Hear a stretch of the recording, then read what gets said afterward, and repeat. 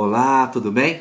Meu nome é Alexandre Menezes Farinelli, sou advogado previdenciário, sou presidente da Comissão Previdenciária OAB São Miguel Paulista, além de ser membro fundador do GEP, Grupos de Estudos Previdenciários Vladimir Novaes Martins.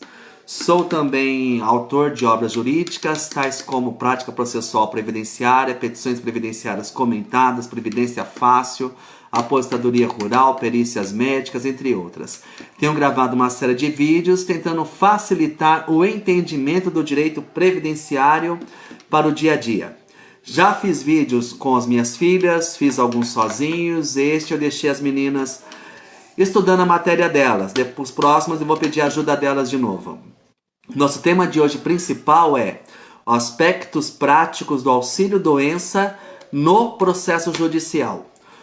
Uma das práticas muito comuns que eu tenho enfrentado, junto com os escritórios de advocacia, programas de qualificação profissional, é que muitas vezes a petição inicial previdenciária ela tem algumas coisas que distinguem elas, tem algumas características próprias. Por exemplo, quando vai se falar no benefício de auxílio-doença, que é derivado justamente da própria incapacidade, eu preciso mostrar para o juiz, ali na minha petição, em primeiro lugar, que o meu cliente, que o autor, possui qualidade de segurado. Ou seja, para poder pleitear o benefício, por maior que seja o grau de incapacidade que ele tenha, se não houver a qualidade de segurado, o benefício não vai ser concedido. Desta forma, é de muita importância que esteja sempre acostado aos autos uma cópia da carteira profissional com todo o histórico laboral daquele autor, porque muitas vezes nós temos o CNIS, que até tem presunção de veracidade, mas o CNIS não tem em todas as empresas da forma correta. Desta forma, eu sempre peço, eu oriento, falo, olha, me traga a carteira profissional, porque com a carteira profissional eu vou poder juntar e comprovar manutenção da qualidade de segurado, vou poder juntar se está no período de graça, vou poder muitas vezes, até mesmo fazer a própria soma do tempo de contribuição, mostrando para o magistrado que se trata de pessoa de histórico laboral de longa data. Como eu vou pedir benefício por incapacidade, também é muito importante acostar nos autos laudos, exames médicos e algo que muitas vezes a gente não presta muita atenção. Qual é o tipo de tratamento adequado para aquela pessoa? Isso cai nas características particulares daquele segurado. Ou seja, digamos que eu esteja trabalhando com um motorista profissional de transporte coletivo. Ali eu junto a carteira profissional, comprovo o cumprimento de carência, comprovo que ele possui aquela atividade laboral e eu ainda comprovo que, excelência, tendo em vista que estamos diante de um motorista de transporte público coletivo e considerando a enfermidade que o mesmo possui, digamos que seja algo ligado a transtorno psiquiátrico, imagine um motorista com transtorno psiquiátrico transitando nas principais avenidas do seu estado. No meu caso, eu estou em São Paulo.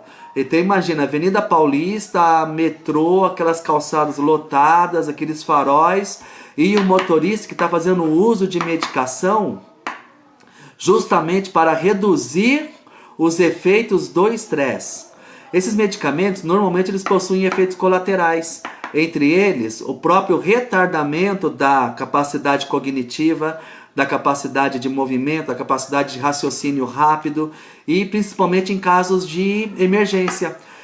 Em virtude deste tipo de remédio, em virtude dos efeitos colaterais, o ideal para o meu cliente é que ele fosse extremamente afastado, porque a atividade dele profissional é uma que coloca em risco não só a integridade física dele, mas também coloca em risco a integridade física das pessoas que estão à tua volta. Ou seja, motorista de transporte público transitando pelas avenidas com um grande ônibus pesado, carregando passageiros e ainda colocando em risco não só a integridade física dele, mas também alheia. Em razão disso, nós temos que avaliar que muitas vezes a concessão do benefício previdenciário, ela não visa tão somente o bem-estar daquela própria pessoa, daquele próprio segurado, mas ela visa o bem-estar também da própria coletividade. Ou seja, nós estamos protegendo também a coletividade, tirando uma pessoa do mercado de trabalho para que ela possa se tratar. Outra questão que eu sempre peço nas petições iniciais, quando eu dou cursos de qualificação. Eu digo, olha, doutores, doutoras, abra um tópico específico, coloque na sua petição inicial, lá, número do benefício, data de requerimento, período em que recebeu, diagnóstico, coloque as enfermidades, coloque o tratamento, abra um ponto específico para falar justamente sobre a profissão do autor. Porque muitas vezes é a própria profissão do autor que vai ser o diferencial para a concessão daquele benefício. Quanto maior for o risco de colocar esta pessoa em atividade no mercado de trabalho, quanto maior for o risco para a integridade física desta própria pessoa e para a coletividade, maior vai ser a preocupação do magistrado se eu coloco esta pessoa ou não no mercado de trabalho. Por quê? É dever do magistrado analisar sempre a norma de acordo com a função social desta. A partir dali, algumas profissões eu tenho que levar em consideração não apenas os status particular daquela pessoa, mas eu tenho que levar em consideração também o risco de colocar aquela pessoa atuando, trabalhando e o que a sociedade poderá sofrer em consequência a isso. Desta forma, a gente sempre peça fazer a petição inicial o mais detalhada possível.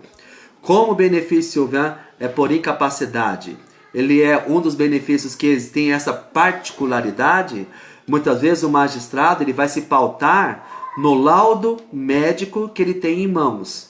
Mas nós já sabemos que no CPC está escrito que o magistrado não pode se prender ao laudo, não pode se apegar apenas ao laudo, mas que o magistrado ele é o destinatário da norma, assim como ele é o destinatário também da prova, e ele vai fazer uma análise de um contexto geral.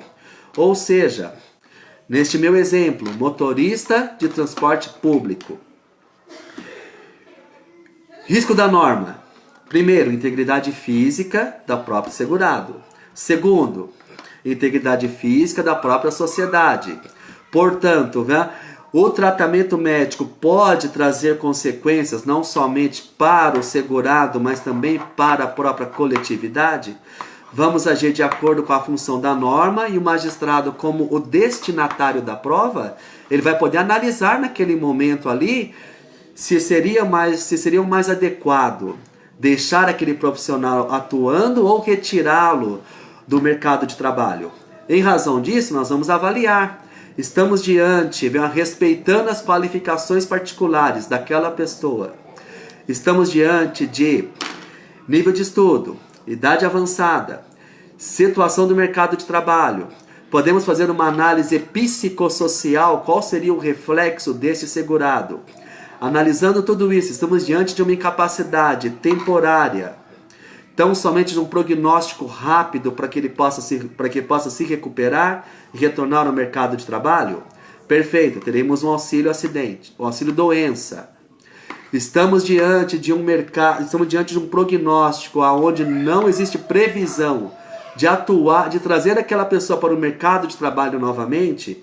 Estamos diante de uma incapacidade total e permanente, lembrando que permanente, com a medicina se avançando, a gente não analisa que aquilo nunca vai ter cura. A gente avalia que no estado atual, para este momento, eu não encontro possibilidade de retorno de mercado ao trabalho.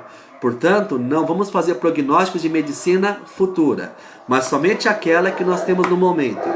Desta forma, petição inicial, auxílio doença, benefícios por incapacidade, com essas particularidades. Carteira profissional para comprovar o cumprimento de carência, para poder comprovar a atividade profissional que a pessoa habitualmente exerce, laudos médicos, exames e o tipo de tratamento. Lembrando sempre que o auxílio doença ele vai respeitar a atividade habitual, que é aquela que ele já exerce. Enquanto que a aposentadoria por invalidez, ela vai avaliar qual seria a possibilidade de colocar essa pessoa no mercado de trabalho novamente para que ela possa vir a atuar. Não existindo prognóstico de exercício de nenhuma atividade que lhe mantenha o sustento, concede-se a aposentadoria por invalidez. Havendo incapacidade tão somente para atividade habitual, concede-se o auxílio-doença. Grande abraço, continuaremos nossos próximos vídeos. Vamos trazer textos de leis, jurisprudência e algumas decisões para nos pautar. Tá bom? Grande abraço, tudo de bom.